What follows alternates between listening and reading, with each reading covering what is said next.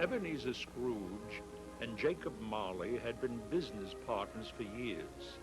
However, when our story opens on this cold Christmas Eve in 18th century London, Jacob Marley had been dead for the last 7.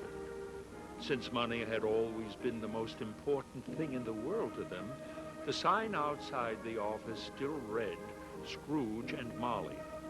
It would have cost Scrooge money to have Marley's name painted out.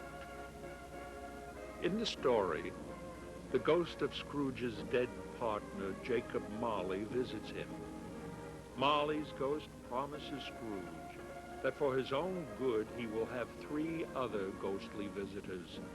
They help Scrooge to see what he has become, a man without love or friends.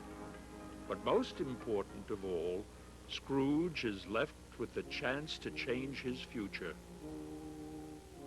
Although the hour was late, Scrooge and his clerk, Bob Cratchit, were still at work in the chilly, dark office. Outside, people rushed by on last-minute Christmas errands. None of them were too cold or too hurried to wish the others a Merry Christmas. It seemed warmer outside than it was in Scrooge's office. You didn't put more coal on the fire, did you, Cratchit? No, sir. Good. And keep your eye off that clock, too. Oh, will this day never end? There's so much I have to do tonight. A little later, as Scrooge sat at his desk counting coins, a young man appeared in the doorway. It was his nephew, Fred. A Merry Christmas, Uncle. Ah, humbug. Christmas a humbug, Uncle? You don't mean that, I'm sure. I think a man who goes about with Merry Christmas on his lips should be boiled in his own pudding. Then he should be buried with a branch of holly through his heart. Why should you be merry? You're only a poor man. Why are you such a grouch, Uncle? You're a very rich man. But I know that Christmas is the only day of the year when people truly open their hearts to each other with kindness and love. Though Christmas has never put a penny in my pocket, I believe it has done me good. So I say, God bless it. Hooray! Hooray! Another sound from you, Cratchit, and you'll keep your Christmas by losing your job. Don't be angry, Uncle. Come and have Christmas dinner with us tomorrow. I will not. Christmas is a lot of humbug. Goodbye. Goodbye, Uncle. And a happy holiday to you anyway. As the nephew left, 2 gentlemen came into Scrooge's office. We are collecting money for the poor, sir. Those with no homes and little food could use some extra cheer on Christmas. I don't make merry myself at Christmas, sir. And I can't afford to make lazy people merry. Why not send the poor to the debtor's prison where they belong? Many people would rather die than go there. If they would rather die, then let them do so. I say there are too many people in the world as it is. Merry Christmas to you anyway, sir. Since there was nothing more they could say, the 2 gentlemen left. At last it was time for Bob Cratchit to blow out his candle and put on his hat. It was time to close the office. I suppose you'll be wanting the whole day off tomorrow. Yes, sir. It's a bad reason to rob a man's pocket every 25th of December. Now be here that much earlier the next day. Yes, sir, indeed I will, sir. A Merry Christmas to you, Mr. Scrooge. Humbug. After a lonely supper at a nearby shop, Scrooge started home. He lived alone in the same rooms that had once been the home of his partner, Jacob Marley. He made his way through the dark streets until he reached the front door of an old building. As he reached to unlock it, the door knocker before him seemed to glow. And then it changed, and Marley's face appeared in its place. As Scrooge stood watching, the face faded. Soon only the heavy iron knocker remained. I couldn't have seen Marley's face. My mind must have been playing tricks on me tonight. Once inside, he lighted a candle, locked the door, and started up the stairs. It was nothing. When he reached his room, Scrooge put on his robe and nightcap and sat by his fireplace to sip a warm drink. As he sat there, a small bell in the room began to ring. It started softly, then grew louder and louder. Other bells in the house began to ring as well. Suddenly, the bells stopped, and a new sound began. It's nothing, I won't believe it. But he heard the clanking of chains. They were coming up the stairs and toward his room. Through the heavy doors and into the sitting room came the sound. There, in the light thrown by the fire, Scrooge could see the ghost of Jacob Marley. Scrooge was surprised to see the ghost, but not so frightened that he was afraid to ask questions. Who are you? And the hollow answer came, In life, I was your partner, Jacob Marley. Scrooge offered Marley's ghost a seat by the fireplace and began to question him. You are in chains, Marley. Tell me why. Marley's chain was strange indeed, made as it was of cash boxes, keys, padlocks, and heavy purses made of steel. I wear the chain I made myself during my life. Is it so strange to you, Scrooge? You have such a chain yourself. Yours is far heavier than mine by now. I don't understand. You were always a good man of business, Jacob. At those words, the spirit let out a fearful cry and shook his chain. Business! I never knew what my business truly was. People were my business. Charity and kindness were my business, but I thought only of money. Now I must walk the earth and see the things I might have done while I was alive. And the same thing will happen to you, Ebenezer. At this, Scrooge grew very much afraid, and he fell on his knees. Is there no hope for me, Jacob? There is. That is why I am here. Listen closely. My time is almost gone. I'm listening, Jacob, but don't be too hard on me. I don't know how I stand before you now, in a shape that you can see. I have spent many days sitting beside you, and you have not seen me. But tonight, I am here to warn you that you do not have to follow the way that I have gone. You will be visited by 3 spirits. The first will come tomorrow when the clock strikes 1. The second will come the next night at the same hour. The third will arrive the next night after the last stroke of 12. You will see me no more. But remember what has passed between us.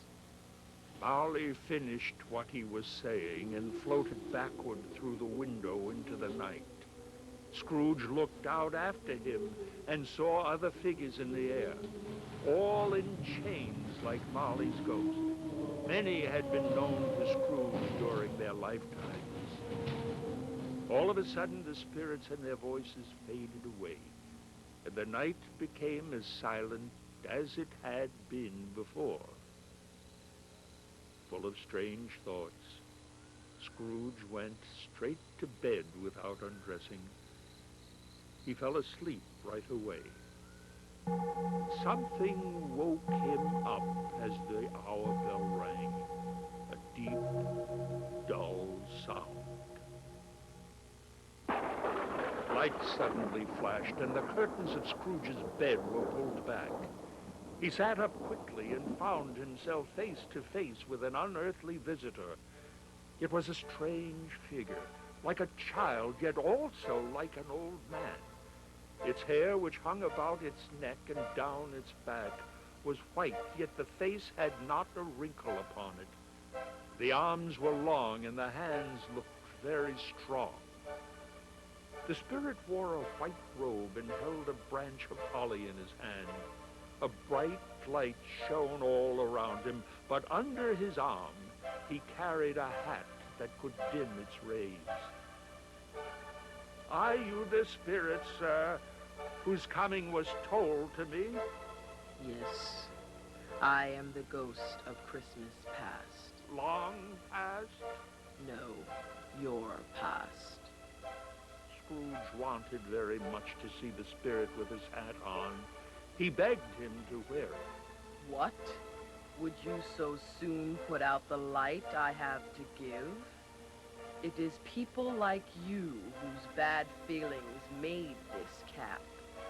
Such people force me sometimes to wear it low upon my forehead. I meant no harm. Tell me why you are here. I am here to help save you. Rise and walk with me. But as they moved toward the window, Scrooge held back. "I am a man, not a spirit. I will fall." Just a touch of my hand upon your heart will hold you up. Feeling better about it, Scrooge moved with the spirit right through the wall. They found themselves on an open country road. It was a clear, cold winter day with snow on the ground. Ahead of them lay a small market village. Do you remember the way? Remember it? I could walk it with my eyes closed. I was born in this place. As they neared the town, they met schoolboys on their way home for the holidays. The two could tell because the air was filled with their Christmas greetings to each other. Several times, Scrooge tried to call out to them. These are but shadows of things that have been. They can neither see us nor hear us. They walked through the town and entered an old school building. Soon they found a dark, bare room full of empty desks. At one of these, a lonely boy sat reading. Only one child left here alone. That was you, Scrooge. And Scrooge sat down at one of the desks and wept to see himself as he used to be. The spirit went on to remind him how books had given him many happy hours. They had been his only friends. They were good friends, but you would have traded them all for real friends. Poor boy. It's too late now, but What is the matter? nothing. There was a boy singing a Christmas carol at my door last night. I wish I had given him something, that's all. The spirit smiled at this and then moved on to another Christmas. They went to another schoolroom, but this one was darker and even a little dirtier than the first one. The boy Scrooge was older now. He was not reading, but walking sadly back and forth. Left alone again, weren't you? The other boys have all gone home for the holidays. And then, as the boy Scrooge kept looking at the door, it opened softly. A little girl, much younger than he, came running in. I have come to bring you home, dear brother. Home, little Fan? Yes, home for good. Father spoke so gently to me one night that I was not afraid to ask him again if you might come home. And he said yes. It was a happy meeting. Fan continued to tell her brother what their father had said. He is so much kinder than he used to be. Home's like heaven now. Young Scrooge could hardly believe her next words. He says you're to be a man and are never to come back to this school. And we're going to be together all this Christmas long. We'll have the best time in the world. The boy's trunk was tied to the top of the carriage, while the children said goodbye to the schoolmaster. Then they climbed in and the driver started off. They drove down the schoolhouse road, brushing snow from the pine trees as they rode past on their happy holiday journey. Your sister was always a quiet girl who could not stand being treated badly. She was good, too, wasn't she? You are right, Spirit. She was a sweet child. She had a son, didn't she, before she died? Yes. My nephew, Fred. At this, another tear fell from Scrooge's eye. Then, although they had just left the school behind them, Scrooge and the Spirit were back in the busy city. It was plain from the shop windows that it was Christmas time again. Come, another Christmas is before us. It was evening and the street lamps had been lighted. The Spirit stopped Scrooge before a shop door. Do you know this place? Know it? This was the first place in which I worked. Dick Wilkins and I were apprentices here.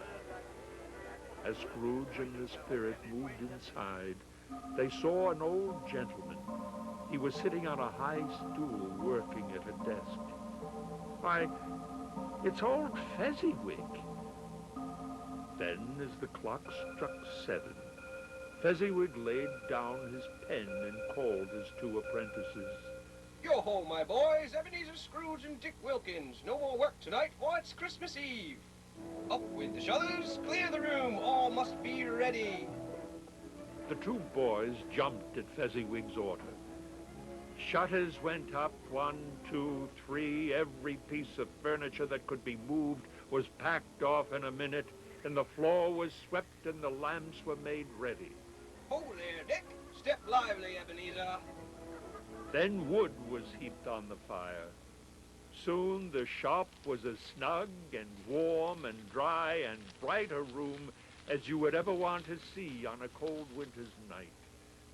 People came in to spread a Christmas feast upon the tables that had been set up just for the party.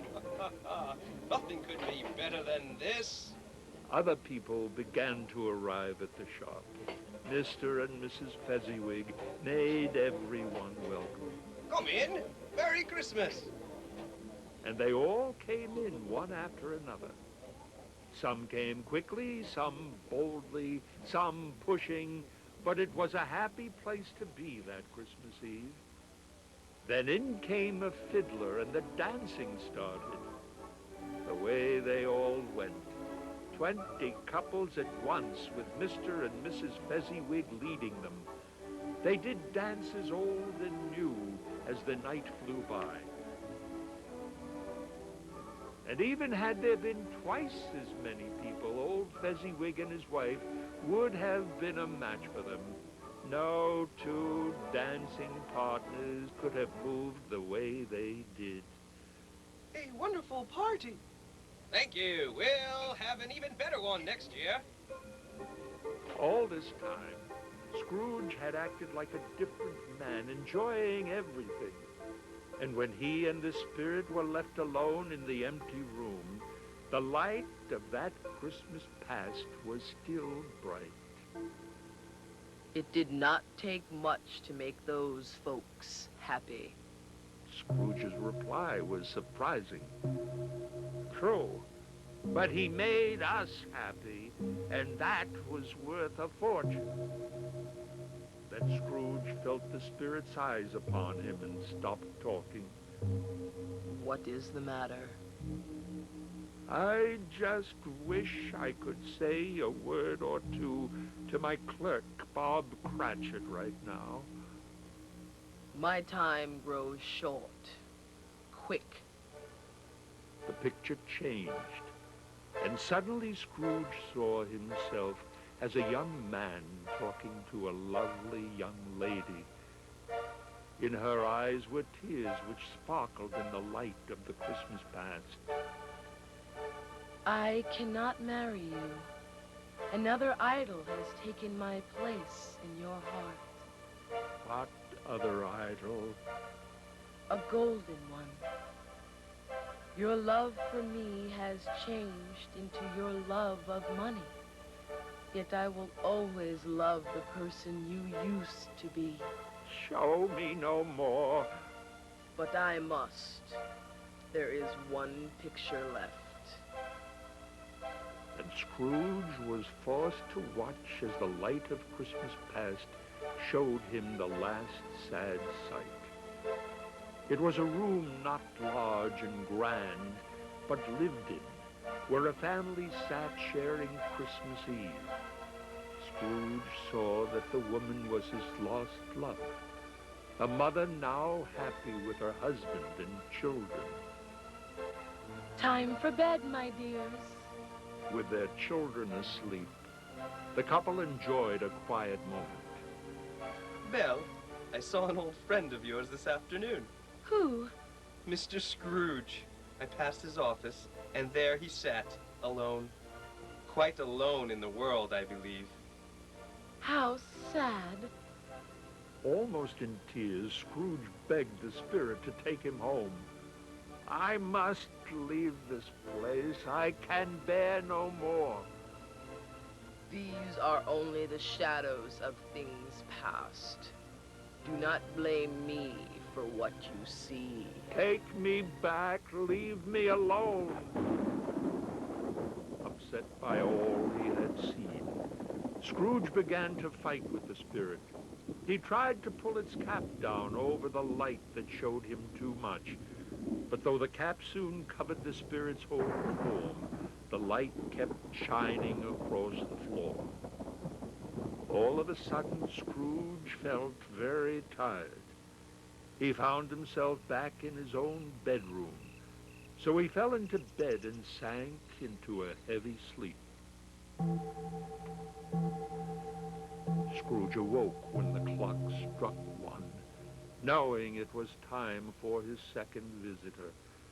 A strange light filled his room. He arose and went to the door to see if the light was coming from the next room. At that moment, a voice called him by name and told him to enter. Scrooge obeyed. And what a sight met his eyes. It was his own room, but so changed he almost did not know it. The walls were hung with holly, mistletoe, and ivy. A fire was blazing in the fireplace, and a Christmas feast had been set out. Come in, you must get to know me better. I am the ghost of Christmas present. Look upon me. Upon Scrooge's old couch sat a giant holding a glowing torch. Its light made the room glow. And Scrooge did just as he was told. You have never seen the likes of me before. Never? Nor walked many a past year with my brothers. I'm afraid I have not. Then the ghost of Christmas present arose from the couch. Please, Spirit, take me where you will. I am slowly learning from what I see. Tonight, if you have something to teach me, I will try to understand. Touch my robe. Scrooge reached out and held it fast. At that moment, the room was gone, and Scrooge found himself standing on the city streets. It was Christmas morning. Although the sky was gray, people passing by all seemed happy. Many were shopping for their afternoon dinner since the stores had not yet closed. But soon the Christmas bells called them all to church. Away they came, crowding through their streets in their best clothes and their biggest smiles. After church, the shops were busy again. Is my roast chicken ready? Done to a tea, sir. Still hot from the oven, too. And many people carrying their dinners home had them blessed without ever knowing about it. Is there a special flavor in the light that comes from your torch? Yes, there is. My own. Does it add to any kind of dinner on this day? To any dinner kindly given, to a poor one most of all. Why to a poor one most? Because it needs my flavor most. And, still speaking of the poor, the spirit led Scrooge to a small house in a poor part of London. He and Scrooge stood before the building. Why, this is the home of my clerk, Bob Cratchit. Before entering, the spirit waved his torch. Bob has so little, yet the ghost blesses this tiny house. Inside, they found Mrs. Cratchit, her daughter Belinda, and her son Peter. All were busy preparing Christmas dinner. Their clothes looked worn, but their smiles made them beautiful to see. Soon, two smaller Cratchit children came rushing in, shouting with joy. They had just passed the baker's shop and were sure they had smelled their very own goose cooking. I know it was ours. It smelled so good. What is keeping your father and Tiny Tim? And where can Martha be? Here I am, Mother. We had much work to finish before I could get away. Never mind. So long as you are here, sit down in front of the fire and warm yourself. No, no. Here come Father and Tiny Tim. Let's surprise them. Hide, Martha, hide! So Martha hid herself behind the door just as Bob and Tiny Tim came in. Why, where's our Martha? Not coming. Not coming on Christmas Day? At these words, Martha ran out to hug her father. Even for a joke, she didn't want to see a sad look on his face. Dear Father. The two youngest Cratchit children took Tiny Tim to smell the Christmas pudding as it cooked. And how did little Tim act in church? Oh, as good as gold and better.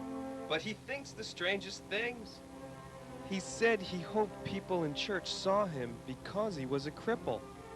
Here Bob's voice broke.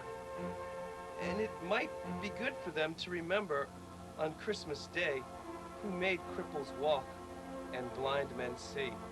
But Christmas Day would not be a sad one for the Cratchits. Their simple meal had been prepared with love, and everyone had something good to say. Bob Cratchit, for example, said he thought it was his wife's best meal since their wedding dinner. It was such a happy day for the Cratchit family.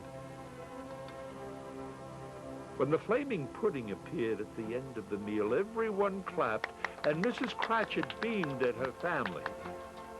At last, dinner was done, and the family gathered around the fireplace for hot punch. Before they drank, Bob Cratchit offered a toast.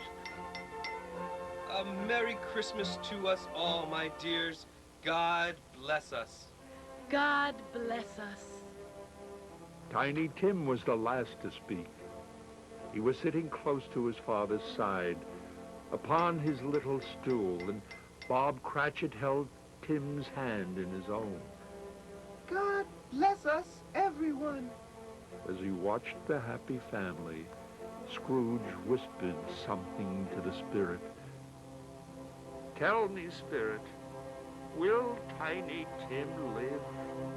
I see an empty chair and a crutch without its owner. If these shadows are not changed by the future, the A child will die. Oh, no. Why do you care? You've already said that there are too many people in the world. At the spirit's words, Scrooge hung his head.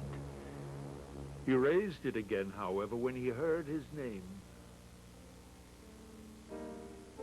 Let's toast Mr. Scrooge, the man who gave us this feast. Gave us this feast indeed. I wish he were here. I'd give him a piece of my mind to feast upon. My dear, think of the children. It is Christmas Day. Only on Christmas Day could I drink to the health of such a hard man as Mr. Scrooge. And so Mrs. Cratchit joined the others in the toast. May he be merry and happy, but I don't think he can be. The family made the toast, but there was little feeling for it. The name of Scrooge set a shadow over the party, which lasted a full 5 minutes. But after it had passed, their joy returned. As the little group faded from sight, Scrooge kept his eyes upon them until the last. They flew over land and over the ocean to see Christmas in many different places. They visited a miner's hut, a ship, and a lighthouse in the middle of a storm. The spirit of Christmas presents seemed to be present everywhere. Suddenly, as he moved with the spirit over a dark world with howling winds around him, Scrooge heard laughing. He found himself standing with the spirit in the bright, warm home of his nephew. Fred and his wife were having a Christmas party, and many of their young friends were there. As Scrooge stood watching, he saw that Fred was telling a story, and the young people were all laughing. The story was about him. He said that Christmas was a humbug, and he believed it too. For the first time, Scrooge saw Fred's beautiful wife.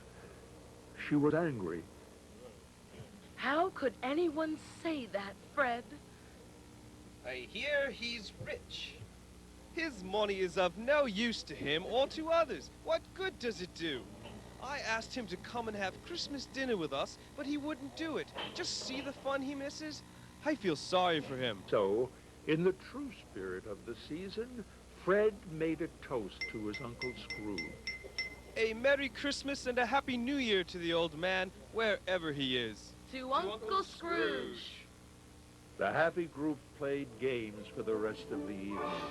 Scrooge took part in everything, though no one else knew it. When the spirit said that it was time to go, Scrooge begged like a child to stay until the end of the party. When it was over, they traveled on. Soon Scrooge saw that the spirit's hair had turned gray. Do spirits' lives pass so quickly? My life here is very short. It ends tonight at midnight, and the time is near. Then Scrooge saw that something seemed to be moving beneath the spirit's robe. Spirit, what is that beneath your robe? These are the children of the world. They are poor and ignorant. Have they no home? Is there no one to help them? For the second time, the spirit made Scrooge hang his head by repeating some of his very own words. Are there no prisons? Are there no workhouses? Somewhere, a clock struck 12, and coming toward him was another spirit. It was the ghost of Christmas yet to come. The spirit wore a black robe which hid its head, face, and form. Nothing could be seen but his hand. Scrooge was terrified. The spirit said not a word, but nodded its head and pointed with its finger. You are about to show me things that have not yet happened, but could happen in the future? Scrooge shook with fear as he talked. I hope to become another man from what I was, and I know that you want to do me good, so lead on. The city seemed to spring up around them. They were in the Merchants' Exchange. Well, who'll go to his funeral? Who want to? He died last night. Left his money to his company, I guess. Since what he was seeing would take place in the future, Scrooge began to look around for himself. But another man was in his old place. He looked closely at all the faces he passed, but could not find his own. Perhaps I will have changed my ways by now. I am probably in some other place that does people more good.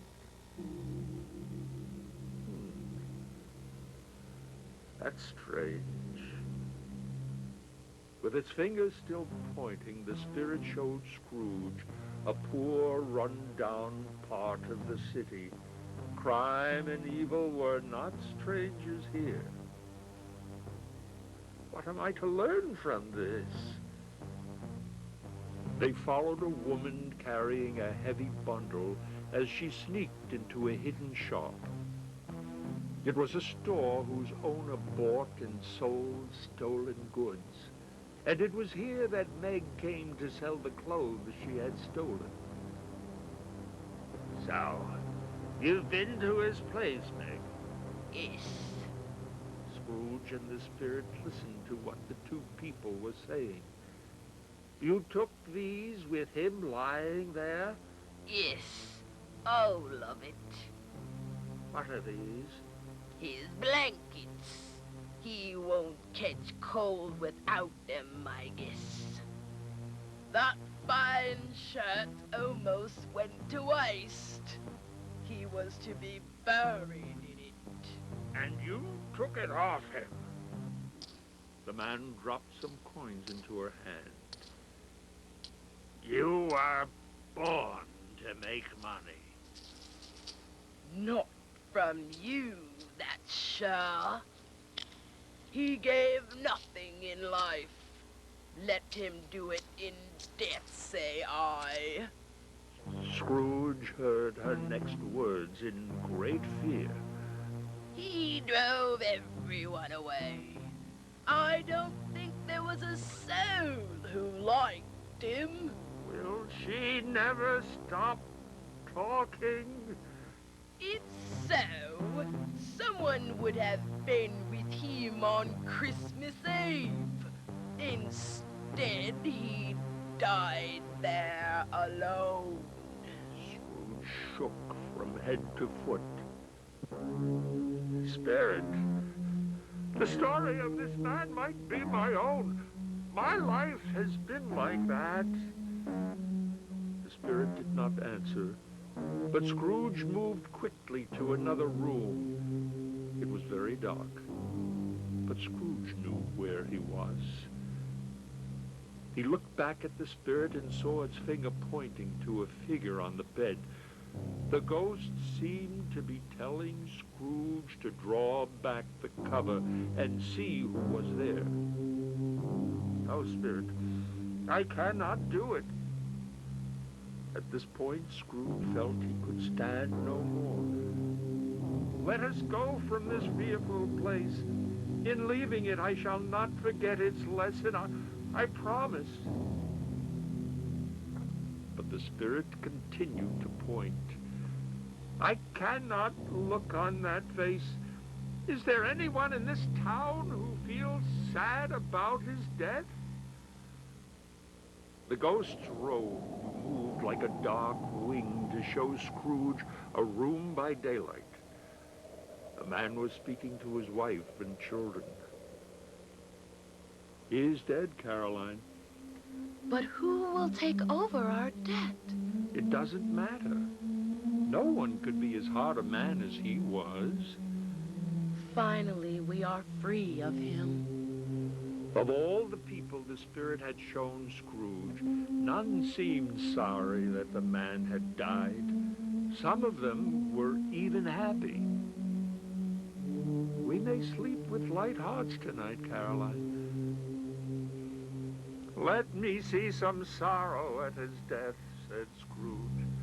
Or that dark room which we left just now will be forever in my mind. The ghost finally brought Scrooge into the home of Bob Cratchit. Your father is late. He walks slower these last few evenings, Mother. He used to walk very fast with Tiny Tim upon his shoulder. Finally, Bob Cratchit came home. How green a place his little grave is. Tim, my child. Tears ran down the father's face. None of us will ever forget Tiny Tim, will we? Never. Spirit, something tells me that our parting moment is at hand. I know it, but I know not how. The question he hated to ask was on his lips. Who was the man who had died? But the spirit did not answer. As before, only the pointing finger showed Scrooge where they were going next. There is my old office. My future self must be there. But the spirit had stopped. His hand was pointing down another road. My office is that way. Why do you point away from it? Yet the spirit did not move. By all that's holy, I'll see for myself. Scrooge ran to the window of his office and looked in. Inside, he saw an office still, but it was not his. The man sitting at his desk was not Scrooge. My office is the same, but someone else has taken my place. Scrooge went back to the spirit and walked with him until they reached an iron gate. They entered an old graveyard at the side of a church. Walled in by houses and covered with weeds were the graves of those whom no one cared about. The spirit stood among them and pointed at one. Scrooge could not look down. He shook with fear. Answer me first. Are these the shadows of things that will be? Or are they shadows of things that might be? Still the spirit pointed, and Scrooge drew near to read the gravestone. Ebenezer Scrooge.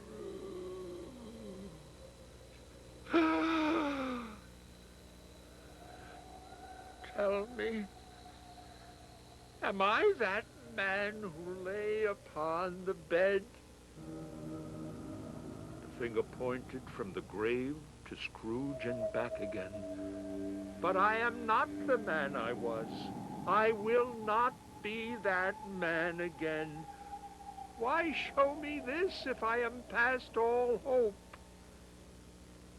For the first time, the hand seemed to shake a bit. Tell me, please, that I may change the shadows I have just seen. I want to live and become a better person. The kind hand shook again. I will honor Christmas in my heart and keep it all the year. Please do not let those things happen. As he prayed, the spirit began to slip away. You must help me. You must.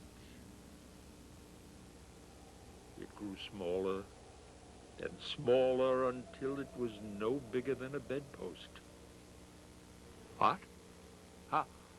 How? Where? Everything was the same, but Scrooge somehow knew he had been saved. He would have the time to make many changes. Oh, Jacob Marley, heaven and Christmas time be praised for this. I am truly grateful to you. I'm as light as a feather, happy as an angel, merry as a schoolboy. He ran into the sitting room. Molly's ghost came through the door. There's where the ghost of Christmas present sat. It's all right. It's all true. It all happened. And then Scrooge laughed, a great loud laugh.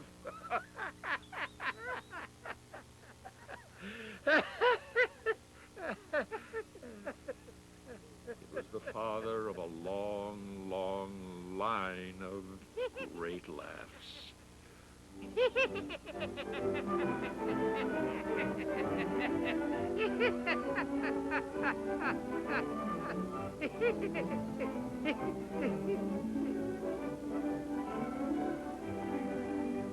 I don't know what day it is or how long I was among the spirits, but who cares? He flung up the window and put out his head.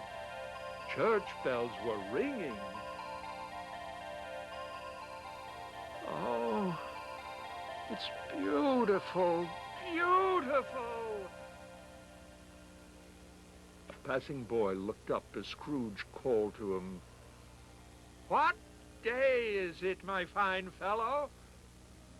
Today? Why, it's Christmas Day! Christmas?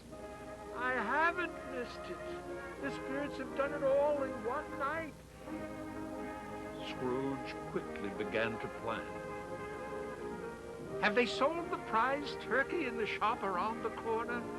What, the one as big as me? The very one. It's hanging there now. Go and buy it. Bring back the man with it, and I'll give you a shilling. At the next promise, the boy was off like a shot. Be back in less than 5 minutes, and I'll give you 2 times as much. He had barely written out the address card when the door knocker clanged. I'll send the turkey to Bob Cratchit's. It's twice the size of Tiny Tim. It's impossible to carry that big turkey to Camden Town. I'll get you a cab and pay for it, too. Now, dressed in his best clothes, Scrooge walked to church. On the street again, he saw a man he thought he knew. Yesterday, I refused you some money to help the poor and needy. But today, will you take? Such an amount, my dear Mr. Scrooge. Are you sure of this? I am. Not a cent less. A great many back payments have to be made. I shall call at your office tomorrow, then. Next, Scrooge hurried to the house of his nephew, Fred. He didn't want to be late for Christmas dinner. Fred and his wife greeted him with surprise. Uncle? You did come for Christmas dinner after all. Uncle Scrooge, it's so nice to meet you. Oh, bless you both, my dears. And Scrooge was the life of the party. The next morning, Scrooge arrived early at his office, and just as he thought, Bob Cratchit was a few minutes late. I'm sorry to be late, sir. I'll never let it happen again. Then Scrooge spoke up, and as Bob listened, he could hardly believe his ears. I have had quite enough of this, and so I am about to raise your salary. Now, we'll talk this over right now with a cup of holiday punch. I am happy with the good work you've done for me over the years. Now I want to help you and your family.